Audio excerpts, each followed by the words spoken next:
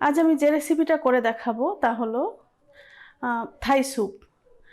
শীতের দিনে আমাদের আসলে গরম গরম থাই স্যুপ খেতে সবারই ভালো লাগে।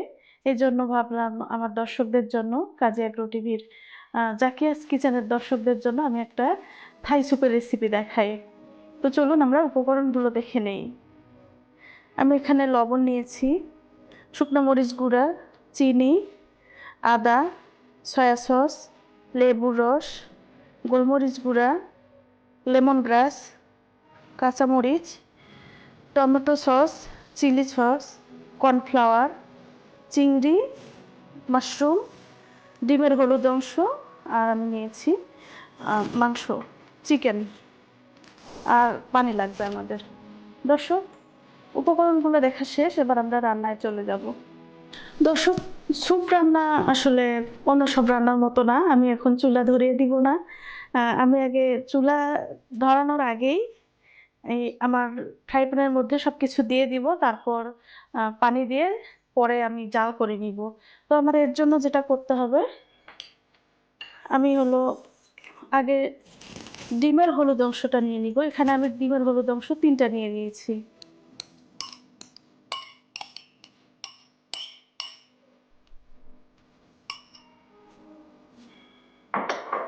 তারপর এর মধ্যে আমি সস দিয়ে দিব।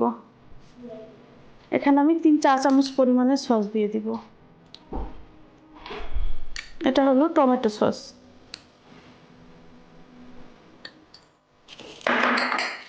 এবার আমি এর মধ্যে চিলি সস দিয়ে দিব।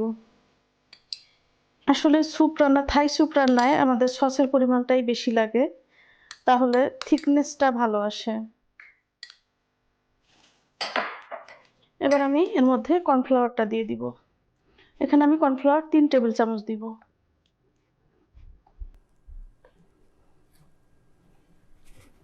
কর্নফ্লাওয়ারটা দিলে স্যুপটা হলো একটু ভারী হবে, থিকনেসটা চলে আসে। তো এবার আমি এই উপকরণগুলোকে সুন্দর মতো মিক্স করে নিব।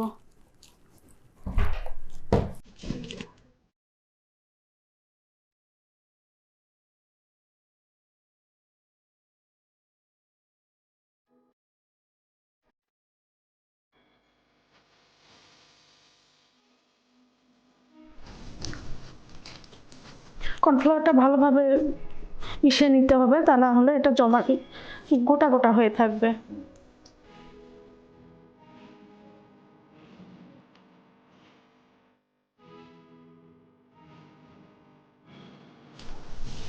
আমি আসলে আজকে বানিয়ে দেখাচ্ছি আপনাদেরকে রেস্টুরেন্ট স্টাইলে থাই স্যুপ।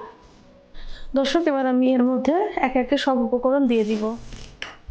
দিয়ে দিচ্ছি আমি এখানে চিংড়ি। চিংড়ি আমি 1 কাপ পরিমাণ নিয়েছি।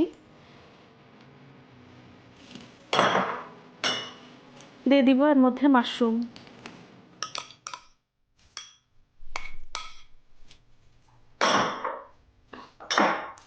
দিব মুরগির বুকের মাংস। এভাবে আমি কেটে পিস পিস করে কেটে নিয়েছি, জুলিয়ান কাটে আর কি।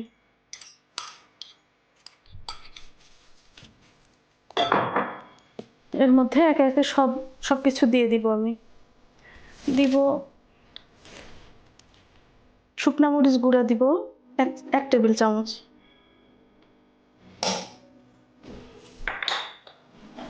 দিয়ে দিব চিনি 2 টেবিল চামচ।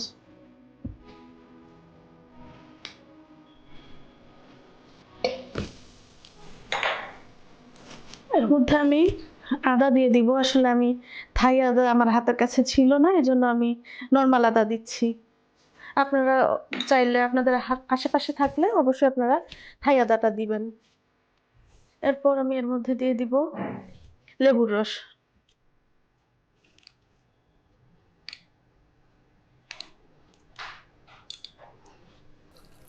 এখানে আমি 3 টেবিল চামচ লেবুর রস দিয়েছি। এবার আমি সবগুলো উপকরণ ভালোভাবে মিশিয়ে নিব।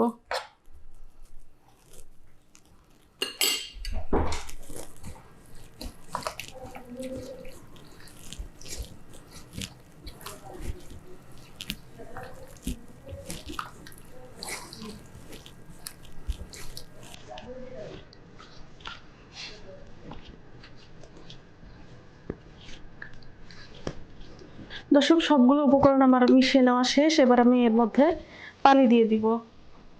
আমি এবার এখানে মেজারমেন্ট কাপের 5 কাপ পানি দিয়ে দিব।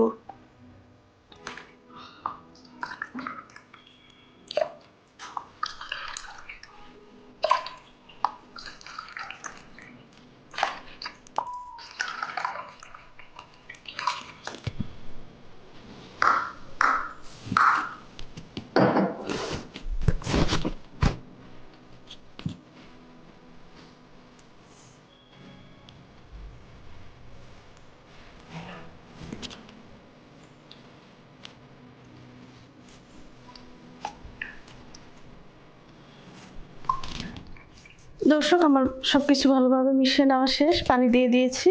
এবার আমি এর মধ্যে লেমন গ্রাস দিয়ে চুলাটা অন করে দিব।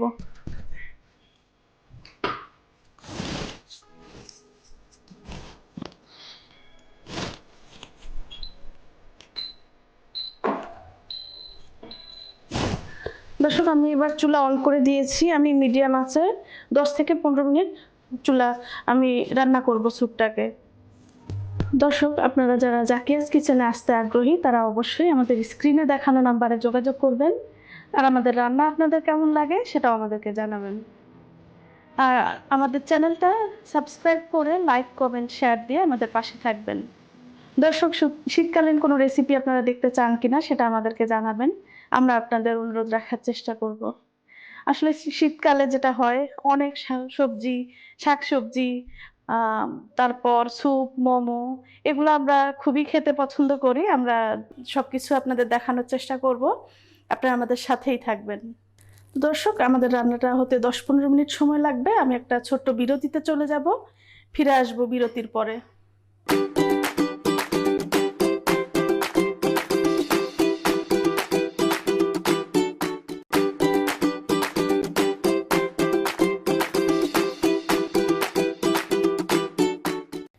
দর্শক, ফিরে আসলাম বিরতির পরে। আমরা দেখব আমাদের স্যুপের কি অবস্থা। দর্শক, স্যুপটা প্রায় হয়ে এসেছে।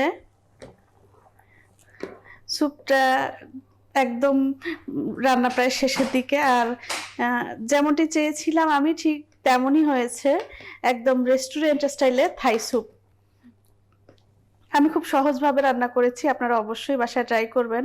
আর শীতকালে তো আমাদের স্যুপ খেতে খুবই ভালো লাগে, আমরা সবাই খুব পছন্দ করি। তো এবার আমি একটু গোলমরিচ দিয়ে দিব আর কাঁচামরিচ দিয়ে দিব।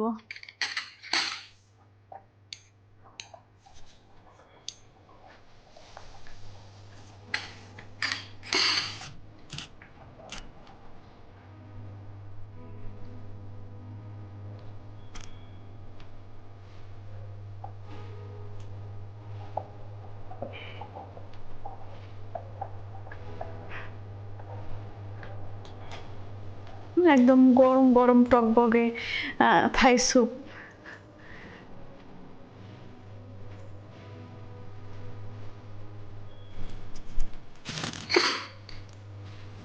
এবার আমি এর মধ্যে কাঁচামরিচ কয়েকটা দিয়ে দিব। আমরা অল্প কিছুক্ষণ জাল করব যেন স্যুপটা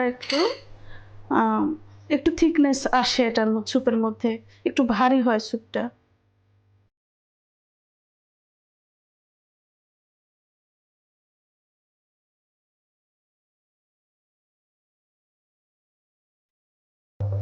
দর্শক, আমাদের স্যুপ রান্না একেবারে শেষ হয়ে গেছে। এবার আমি চুলাটা অফ করে দিব আর পরিবেশন করে দেখাবো।